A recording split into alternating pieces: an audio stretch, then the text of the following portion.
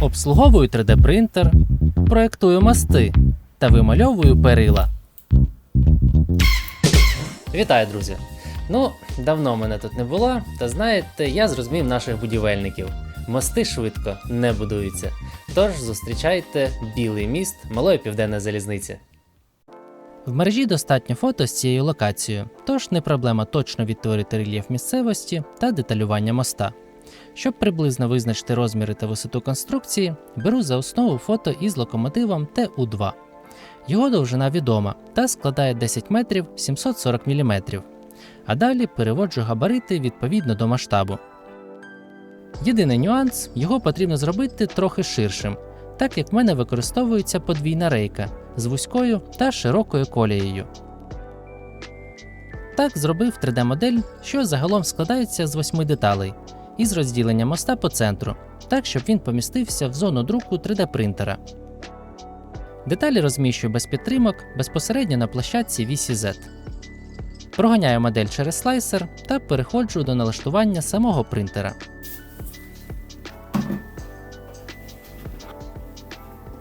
Як і з будь-яким приладом, 3D-принтер потребує обслуговування та регулярної заміни феб-плівки на ванночці. Конкретно терміну для заміни не існує, це залежить від декількох факторів. Один з основних – точність калібрування площини вісі Z, так щоб при друці модель не передавлювала плівку. Якщо це відбувається, то верхні шари моделі можуть трохи спотворюватись, повторюючи відповідні сліди на плівці. Також варто слідкувати за прозорістю плівки. Кожен раз протираючи від смоли, на плівці утворюються дрібні царапини, що призводить до збільшення адгезії під час експозиції, та відповідно може знижувати якість друку та навіть відривати окремі елементи моделі. Тому після кожного друку варто користуватися функцією очищення ванночки та звести до мінімуму фізичний вплив на плівку.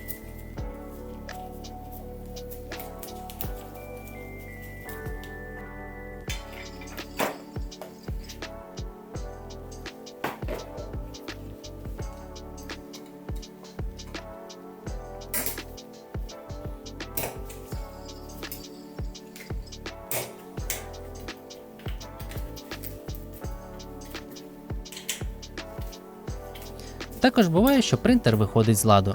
Саме так в мене і відбулося. Він включався, окремо працювали деякі функції, проте як тільки запускав друк, то він йшов на перезавантаження. Самостійно лізти та щось там крутити, як ви розумієте, це смішно. Тому звернувся в службу підтримки магазину Artline. Вони провели діагностику, замовили блок на заміну, та вже через тиждень-півтора я був з працездатним принтером. Тож цілком та повністю рекомендую послуги магазину Artline.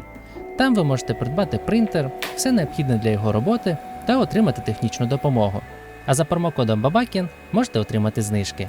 Всі подробиці залишаю в описі до відео та закріпленому коментарі.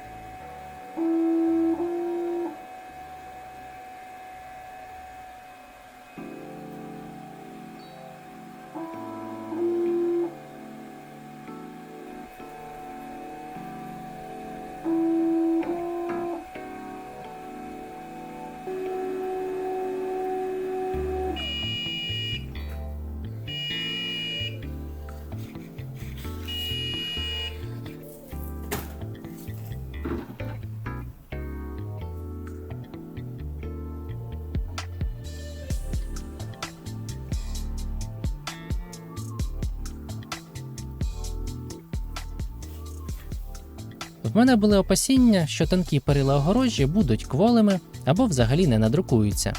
Проте, як бачите, все вийшло добре, та вся конструкція виглядає як треба. Мені подобається. Примірявши рейки, зрозумів, що не врахував висоту шпал. Вони надто високо виступають над рівнем пішохідних доріжок. А з урахуванням, що треба ще засипати баласт, то взагалі промах. Не бачу сенсу друкувати ці деталі наново. Просто вирізаю внутрішню частину. Вона якраз дорівнює висоті шпал.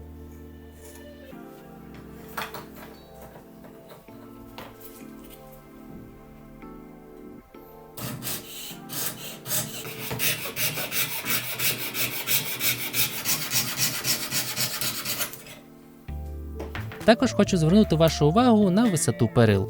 Мозок уявляє їх високими, знаєте, стандартної висоти, метр з копійками. так щоб були по груди. В даному випадку вони навіть не досягають пояса. Це добре видно на цьому фото.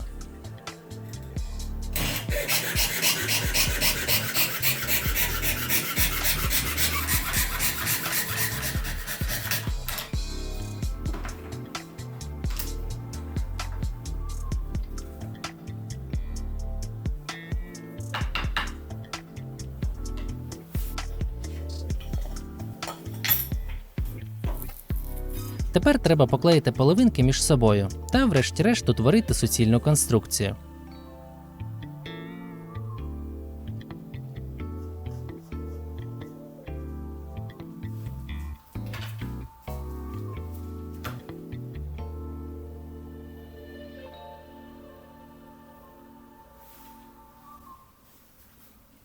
А поки дякую моїм спонсорам. Цей міст було зведено саме завдяки вашим коштам. Дякую, друзі!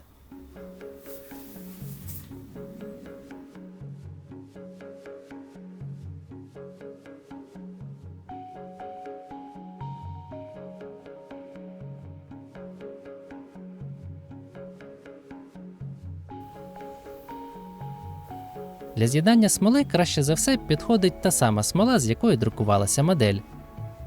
Наношую тонкими шарами та засвічую ультрафіолетовою лампою. Так виходить суцільне міцне з'єднання, що легко піддається обробці.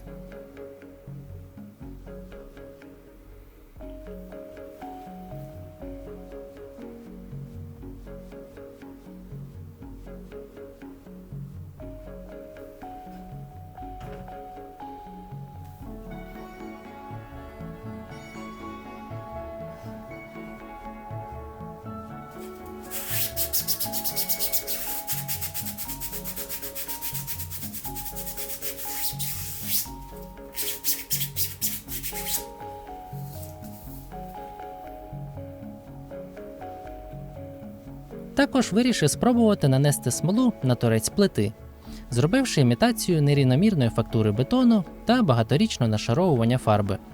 Бо якщо подивитися на фото, поверхня далеко не ідеальна.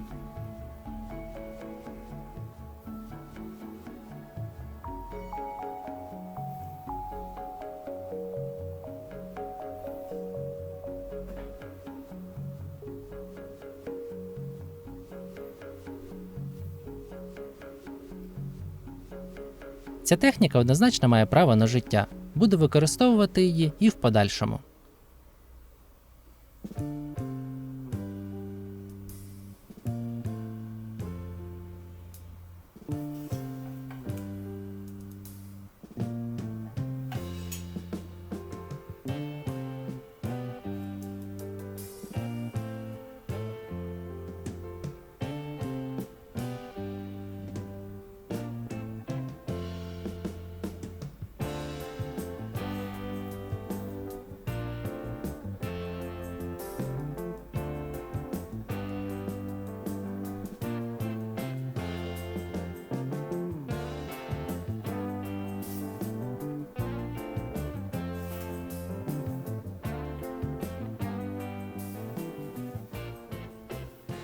Перед фарбуванням варто приміряти міст до макету.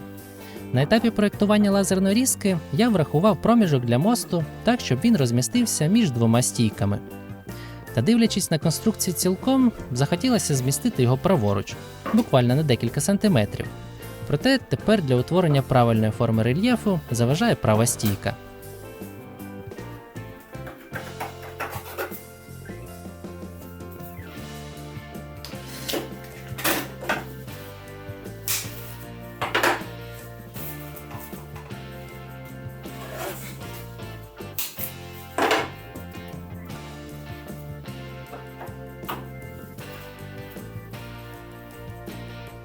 Ось тепер вже те, що треба. Можна переходити до утворення рельєфу. Для цього використовую пінополістирол. Він міцний, легко формується та при цьому з нього не летить зайве сміття. Для фіксації використовую термоклей.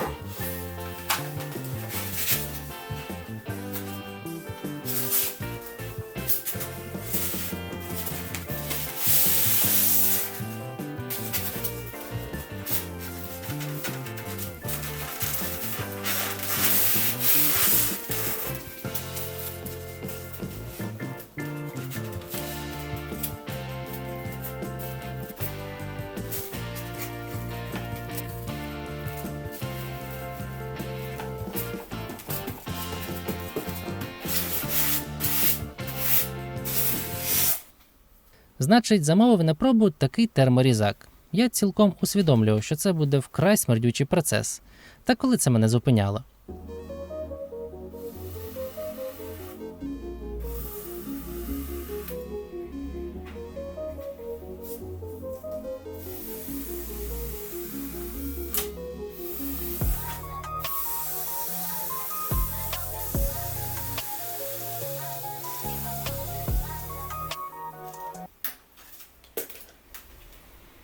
Ну і хрень. Ну і що тут сказати? Пінопласт він буде різати, але для щільного пінополістиролу аж ніяк не підходить. Трохи погрався та зрозумів, що доведеться по старінки зрізати все це діло ножем.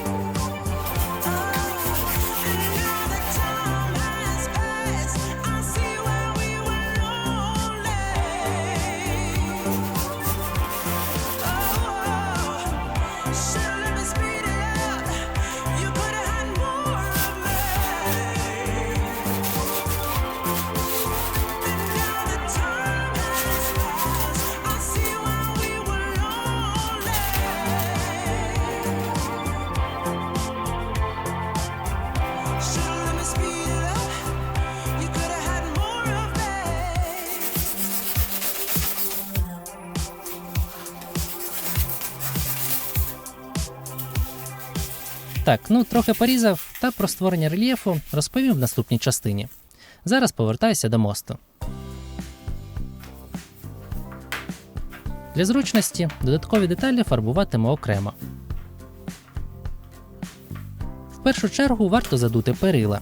Саме в такій послідовності буде простіше за все їх замаскувати.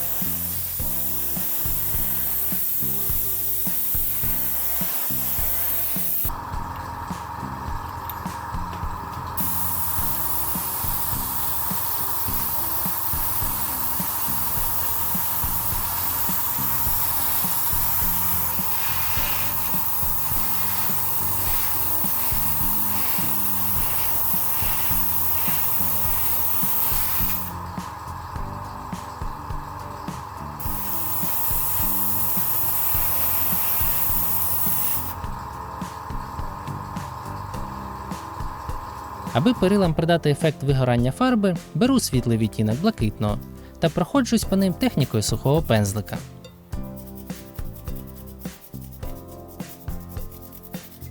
Далі на плотері вирізаю відповідні маски та продовжую поетапне фарбування.